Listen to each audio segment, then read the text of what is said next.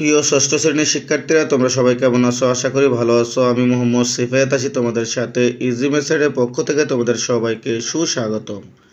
প্রিয় শিক্ষার্থীরা, আমি গত পর্বতে তোমাদের গণিত বইয়ের সরল সমীকরণ অধ্যায়ের 173 নং পৃষ্ঠার একক একটা কাজ ছিল, সেটা আমি করেছি। আজকে আমি তোমাদের 174 নং পৃষ্ঠার অনুশীলনী যে আছে, সেই অনুশীলনীর একের অঙ্কগুলো সমাধান করব। তো চলো দেখি একের অঙ্কগুলো কী রয়েছে। দেখো, এখানে বলা হয়েছে 1 নম্বরে ছক তৈরি করে নিচের কোনগুলো সমীকরণ এবং কোনগুলো সমীকরণ নয় যুক্তিসহ উপস্থাপন করো। আমি গত পর্বে তোমাদের যেই কাজটা করেছিলাম, যে একটা ছক ছিল তোমাদের 173 পৃষ্ঠায়, যদি তোমরা আমার গত পর্বটা দেখে থাকো, একেবারে হুবাহুব একই অঙ্ক আজকে, অনুরূপ অঙ্ক এক কথায়। ঠিক আছে, মানে তোমাদের গত 173 পৃষ্ঠাতে যে ছকটা আমি পূরণ করেছি, একেবারে হুবাহুব একই ছক আজকে আমরা তৈরি করব। তো চলো দেখি নিচে কি রয়েছে, আমরা একটু তোমাদেরকে বুঝিয়ে দেই। আমি নিচে একটু চলে গেলাম সরাসরি অঙ্কগুলা।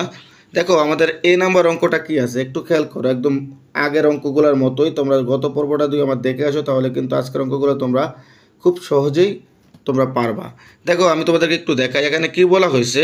যেহেতু আমাদেরকে ছক পূরণ করতে বলছে, আমরা ছকটা এখানে এঁকে রেখেছি। দেখো, এখানে ক্রমিক নং দিলাম, প্রথমে ক্রমিক নং, তারপর দেখো আছে বীজগাণিতিক সম্পর্ক, এটা হচ্ছে একটা বীজগাণিতিক সম্পর্ক এটা।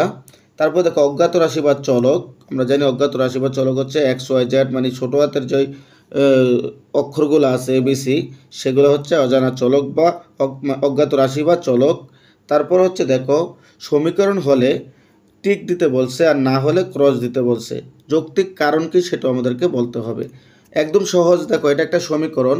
আমরা জানি সমীকরণের শর্ত হচ্ছে সমীকরণের মধ্যে অবশ্যই চলক থাকতে হবে, আর চলকের মান বসানোর পর আমরা ক্যালকুলেশন করে দুই ডানপক্ষ এবং বামপক্ষ সমান পাই, তাহলে সেটাই হচ্ছে সমীকরণ।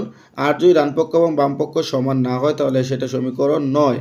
তো দেখো, এখানে যদি আমাদের এখানে বামপক্ষর মধ্যে কত রয়েছে, বামপক্ষর মধ্যে আমাদের 15 রয়েছে। ঠিক আছে, তাহলে আমার ডান পক্ষতেও কিন্তু 15 হতে হবে।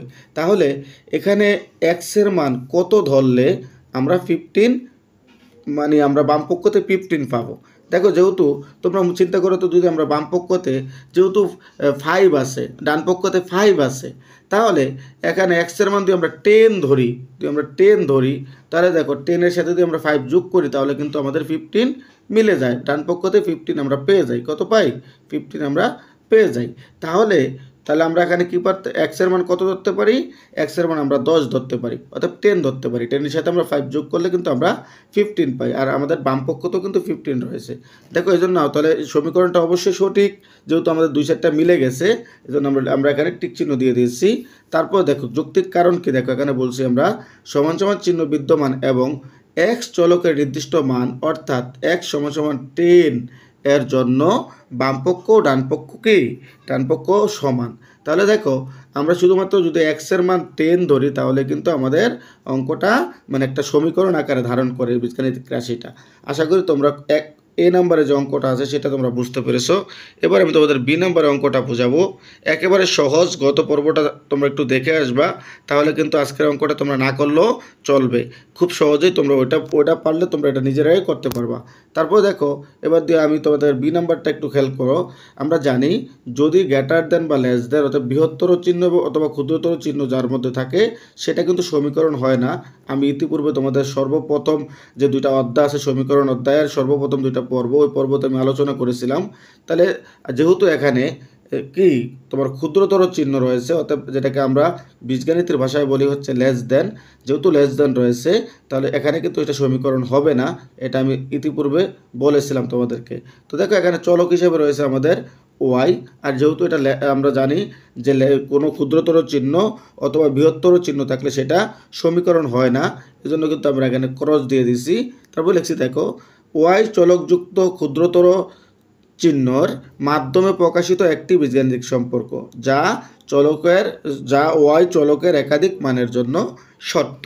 অতএব এটার একাধিক মান হতে পারে। আশা করি তোমরা এটা বুঝতে পেরেছো। এবার আমি নিচে চলে যাব। সি নাম্বারের মধ্যে কী আছে দেখো। সি নাম্বারের মধ্যে কী আছে আমাদের, দেখো আমাদের ডান পক্ষের মধ্যে রয়েছে 2, আমাদের 2 প্রমাণ করতে হবে। এবার দেখো তো, 2 প্রমাণ করতে হলে আমরা যদি এখানে এই যে 3 আর 6 যদি আমরা কেটে দিই তাহলে আমরা কত পাই? দেখো 3 দুগুণে 6, আমরা কিন্তু 2 পাই।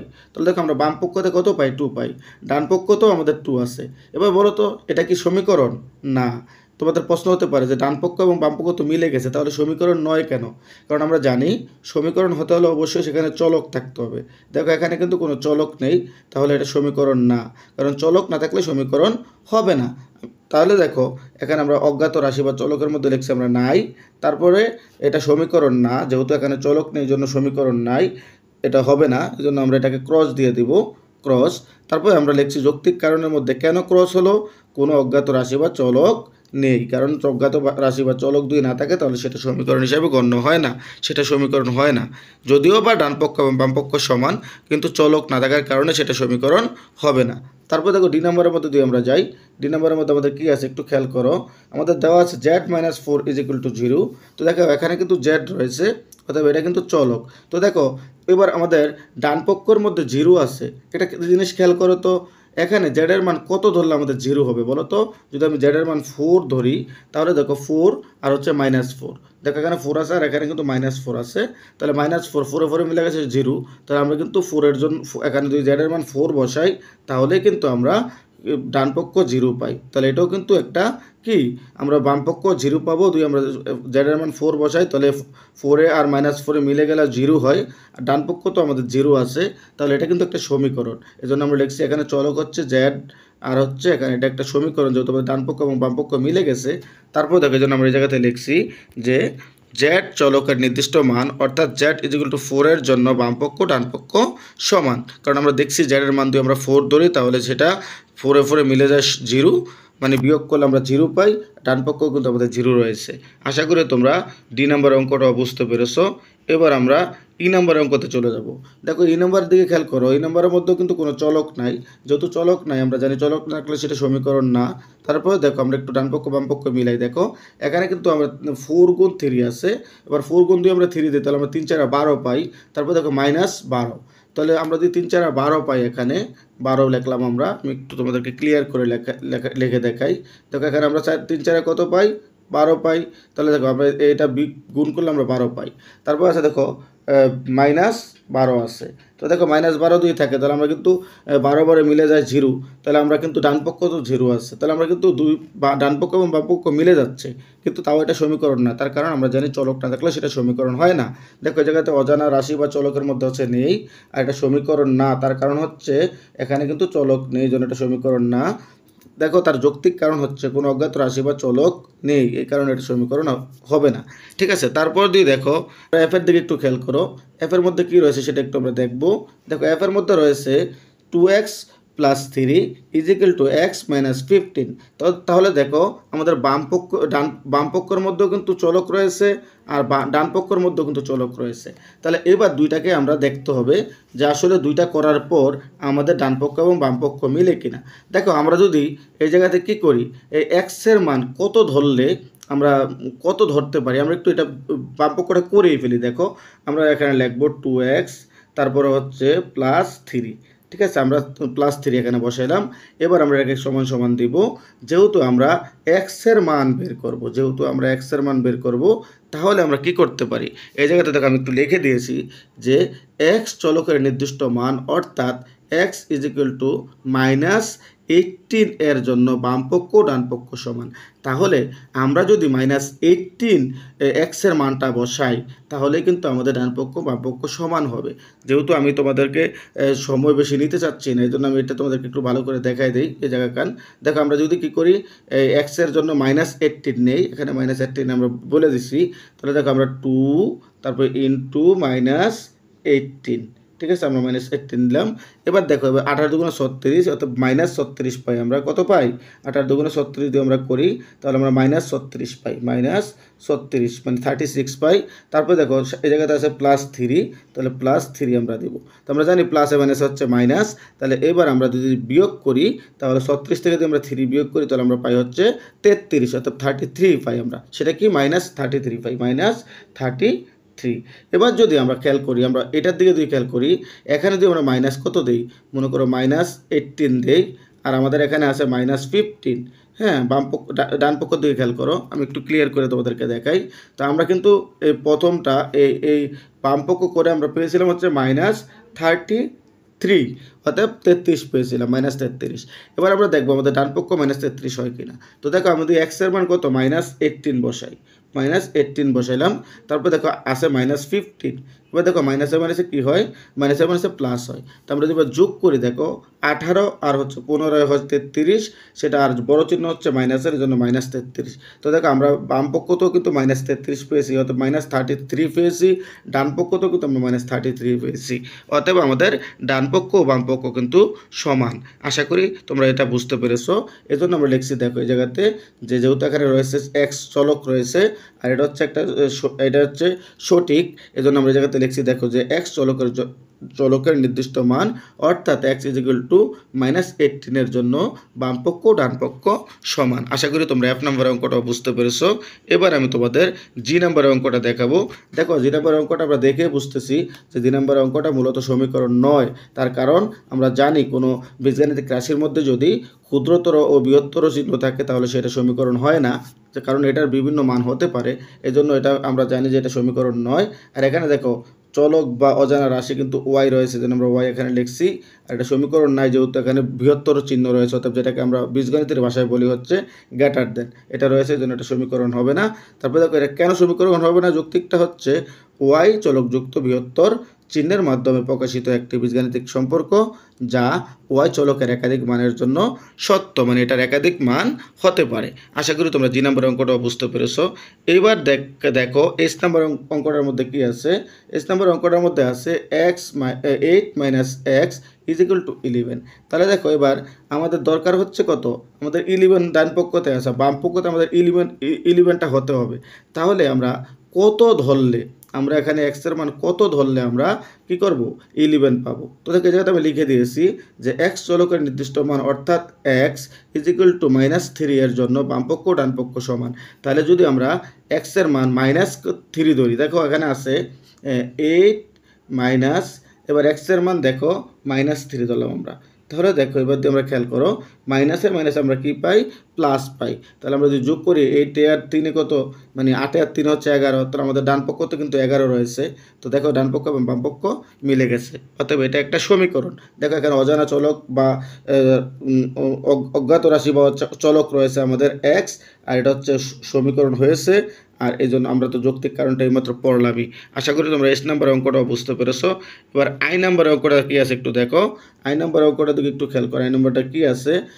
এখন দেখো এই জায়গাতে আই নাম্বারের মধ্যে আছে 20 মাইনাস, তারপর হচ্ছে 10 - 5 = 3 × 5। দেখো এখানে কোনো অজানা রাশি বা চলক জাতীয় কিছুই নাই এই জায়গাতে। আমরা জানি অজানা ডান পক্ষ এবং বাম পক্ষ যতই সমান হোক না কেন, যেখানে কোনো চলক থাকবে না সেখানে কিন্তু সেটা সমীকরণ হবে না। এই জন্য আমরা এখানে লিখছি চলকের জায়গাতে নাই, তাই এটা সমীকরণ না, যেহেতু এখানে চলক নেই জন্য সমীকরণ না। তারপরে দেখো এই জায়গাতে যৌক্তিক কারণ দিয়ে আমরা দেখাই, আমরা লিখছি অজ্ঞাত রাশি বা চলক নেই, এই জন্য সেটা সমীকরণ না। তারপরে দেখো যে নাম্বারও একই অবস্থা, এখানে কোনো চলক নেই, এই জন্য আমরা লিখছি এখানে নেই। আর এটা যেহেতু চলক নেই তাহলে সমীকরণও হবে না, এই জন্য আমরা এখানে লিখছি ক্রস। তারপর দেখো অজ্ঞাত রাশি বা চলক নেই, যৌক্তিক কারণটা এটাই, যৌক্তিক কারণটা একই। তারপর দেখো কে নাম্বারের দিকে যদি তোমরা একটু খেয়াল করো, কে নাম্বারে আছে 15y = 45। এবার দেখো এই জায়গাতে যদি আমরা 15y আছে, তাহলে এটা 15y কিন্তু গুণ অবস্থায় আছে। যদি আমরা y এর মান কত ধরলে আমাদের 45 হবে বলো তো। আমরা জানি 3 15 45। তো আমরা যদি 15-এর সাথে 3 গুণ করি, যেহেতু এটা ইনটু অবস্থায় আছে, তো আমরা যদি 15-এর সাথে 3 গুণ করি, দেখো আমরা লিখবো 15 গুণ হচ্ছে 3, তাহলে 3 15 কত হয় 45। তো দেখো 45 যদি হয়, আমাদের ডান পক্ষ তো কিন্তু 45 রয়েছে, অতএব ডান পক্ষ এবং বাম পক্ষ সমান। দেখো এখানে y চলক হিসাবে, অজ্ঞাত রাশি বা চলক হিসাবে আছে y, আর যেহেতু আমরা যেহেতু এটা গুণ অবস্থায় আছে, গুণ করার পর আমরা বাম পক্ষ তো 45 পেয়েছি, আর আমাদের ডান পক্ষ তো 45 রয়েছে, অতএব এটা একটা সমীকরণ। এই জন্য আমরা এখানে লিখতে পারি দেখো y চলকের নির্দিষ্ট মানের জন্য বাম পক্ষ ডান পক্ষ সমান। প্রিয় শিক্ষার্থীরা, আশা করি তোমরা কে নাম্বার অঙ্কটা বুঝতে পেরেছো। তো প্রিয় শিক্ষার্থীরা, এরপরে আছে দেখো আই নাম্বার অঙ্ক। আমাদের আই নাম্বার অঙ্কটা কী আছে সেটা একটু দেখো, একটু খেয়াল করো। এখানে এই জায়গাতে দেখো আছে 7 = তারপর হচ্ছে 11 × 2 প্লাস হচ্ছে এক্স। এবার খেয়াল করো এই জায়গাতে আমি লিখছি যে এক্স চলকের নির্দিষ্ট মান অর্থাৎ এক্স ইজিক্যাল টু -15 এর জন্য বামপক্ষ ডানপক্ষ সমান। তো দেখো আমরা যদি এই এক্সের মান যদি -15 ধরি তাহলে কিন্তু আমাদের অঙ্কটা হয়ে যাবে। সেটা কিভাবে একটু দেখো, আমি একটু তোমাদেরকে করে দেখাই। দেখো আমাদের বামপক্ষতে আছে 7, বামপক্ষতে শুধুমাত্র 7 আছে। তারপর দেখো এখানে আমার ডানপক্ষতে আছে 11 × 2 প্লাস কত, প্লাস হচ্ছে তোমার এক্স। তাহলে এক্সের মান আমরা -15 ধরবো, যেহেতু এখানে আমরা দেখছি এক্সের মান -15। তো দেখো এই জায়গাতে আমরা প্রথমে বামপক্ষটাতে 11 দ্বারা 2কে দিয়ে আমরা গুণ করি, তাহলে আমরা পাই হচ্ছে 22, অর্থাৎ 22 পাই আমরা। এবার যদি আমরা এই 22-এর থেকে যদি আমরা কী করি, দেখো 22-এর পরে আমি একটু তোমাদেরকে কেটে দেখাই, একটু খেয়াল করো। তাইলে এই জায়গাতে কি হয়, এখানে হচ্ছে তোমার এখানে আমরা 11 আর 2 দিয়ে আমরা গুণ করি, তাহলে আমরা পাই হচ্ছে 22, অর্থাৎ 22 পাই। তারপর দেখো আছে প্লাস। এবার আমরা বলছিলাম এখানে এক্সের মান হচ্ছে আমাদের -15 দিয়ে আমরা ধরি, তাহলে আমাদের এটা ডানপক্ষ বামপক্ষ সমান হবে। দেখো -15 আমরা দিলাম। এবার দেখো এটা এই জায়গাতে আমরা ব্রেকেটে রাখবো, যেহেতু এখানে প্লাস রয়েছে। তারপর দেখো প্লাস এবং আছে কী হয়, মাইনাস। তাহলে 22-এর থেকে যদি 15 চলে যায় তাহলে কত হয়, অবশ্যই 7 হয়। তো প্রিয় শিক্ষার্থীরা, এটা কিন্তু ডানপক্ষ এবং বামপক্ষ মিলে গেছে, যেহেতু আমরা বামপক্ষতে 7 পেয়েছি আর আমাদের ডানপক্ষতেও 7 রয়েছে, অথবা এটা একটা সমীকরণ। এই জন্য আমরা লিখছি এখানে অজ্ঞাত রাশি বা চলক আছে এক্স, আর এটা একটা সমীকরণের জন্য আমরা টিক চিহ্ন দিয়েছি। তারপর দেখো জায়গাতে আমরা লিখছি যে এক্স চলকের নির্দিষ্ট মান অর্থাৎ এক্স ইজিক্যাল টু 15 এর জন্য বামপক্ষ ডানপক্ষ সমান। তো প্রিয় শিক্ষার্থীরা, আশা করি তোমরা আজকে যে অঙ্কগুলো আমি তোমাদেরকে করিয়ে দিলাম, আশা করি তোমরা সেগুলো বুঝতে পেরেছো। আর যদি তোমরা কেউ না বুঝে থাকো অবশ্যই তোমরা আমাকে কমেন্ট করে জানাবে, আমি তোমাদের সমস্যার সমাধান করার চেষ্টা করবো ইনশাল্লাহ। তো আজ এ পর্যন্ত, তোমরা সবাই ভালো থাকো, তোমাদের সকলের সুস্বাস্থ্য কামনা করে আজকের মতো এখানে বিদায় নিচ্ছি। আল্লাহ হাফেজ।